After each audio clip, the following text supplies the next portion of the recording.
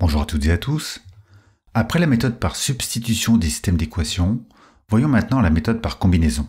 Cette méthode est nécessaire car, comme on l'avait vu dans la précédente vidéo sur la méthode par substitution, ça peut être parfois très compliqué de résoudre certains systèmes, notamment du fait de la présence des coefficients fractionnaires. La méthode par combinaison va nous éviter cette difficulté. Mais qu'est-ce que ça veut dire combiner quand on parle d'équations? Regardez, j'ai repris le même système. Combiner signifie qu'on va additionner deux équations membre à membre. Si on regarde les x, on voit qu'on a 3x et 2x. La somme fait donc 5x. Pour les y, on a moins 2y plus 7y. La somme fait donc plus 5y. Voilà pour le membre de gauche de l'égalité. Pour le côté droit, on a moins 20 et moins 5. Moins 20 plus moins 5, ça fait moins 25. Et on a obtenu une nouvelle équation. Bon, mais à quoi ça sert de créer de nouvelles équations? C'est ce que je vais vous expliquer. Le principe, c'est de faire en sorte d'avoir des coefficients opposés pour une des deux inconnues. On va le faire pour x, par exemple. Pour avoir des coefficients opposés pour x, il suffit de multiplier la première équation par 2. À la place de 3x, on a 6x. À la place de moins 2y, on a moins 4y. Et à la place de moins 20, on a moins 40. N'oubliez pas de multiplier les membres de droite. On multiplie la deuxième équation par moins 3, ce qui donne moins 6x moins 21y égale 15. Et maintenant, on a bien des coefficients opposés pour l'inconnu x. Alors, vous posez peut-être la question de savoir comment je savais qu'il fallait multiplier par 2 et moins 3. Ce n'est pas très compliqué. J'ai multiplié la première équation par 2, car le coefficient de x dans la deuxième équation est 2. Et comme le coefficient de x dans la première équation est 3, j'ai multiplié la deuxième équation par moins 3.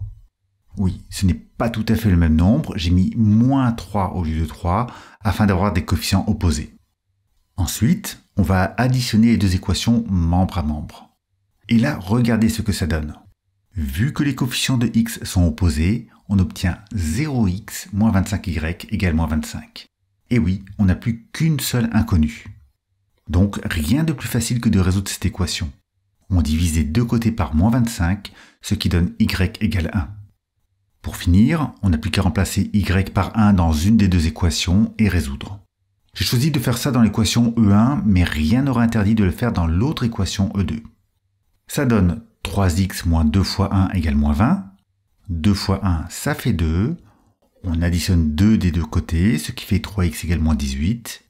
Et on n'a plus qu'à diviser par 3, ce qui donne x égale moins 6. Voilà. Pour conclure, on écrit que la solution est composée du couple x égale moins 6 et y égale 1. Encore une fois, n'oubliez pas d'écrire la valeur de x en premier. Et ça y est, on en a fini avec cette méthode. Je vous propose maintenant de vous entraîner sur ce système. Je vous remets l'exemple qu'on vient de voir, alors mettez sur pause et recherchez cet exercice pour vous entraîner. Allez, on passe à la correction. J'ai choisi d'éliminer les y pour changer. Pour ça, il faut multiplier la première équation par 3 et la deuxième par 7. Regardez bien les coefficients obtenus, refaites les calculs au besoin et regardez notamment ici. J'ai bien des coefficients opposés pour y. De ce fait, je vais pouvoir additionner ces deux équations membre à membre. 12x plus 7x, ça fait 19x. Bien évidemment, les y s'éliminent. Et dans le membre de droite, 9 plus 105, ça fait 114. Voilà, j'ai une nouvelle équation très simple à résoudre, car il suffit de diviser par 19 des deux côtés pour obtenir x égale 6. Pour trouver y, on remplace x par 6 dans une des deux équations. J'ai choisi de le faire dans E1.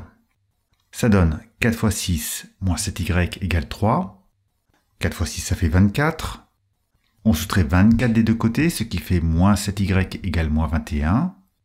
Puis on divise par moins 7 pour obtenir la valeur de y. On n'a plus qu'à conclure avec, comme d'habitude, la valeur de x en premier. Je vous ai montré ce que cela donne en éliminant les y, mais je vous montre aussi ce qu'on obtient en éliminant les x pour ceux qui avaient choisi cette solution. Pour avoir des coefficients opposés sur les x, il suffit de multiplier la deuxième équation par moins 4 sans changer la première. Et oui, ce n'est pas interdit. Si on additionne les deux équations membre à membre, on obtient moins 19y égale moins 57. On n'a plus qu'à diviser par moins 19 des deux côtés pour obtenir y égale 3.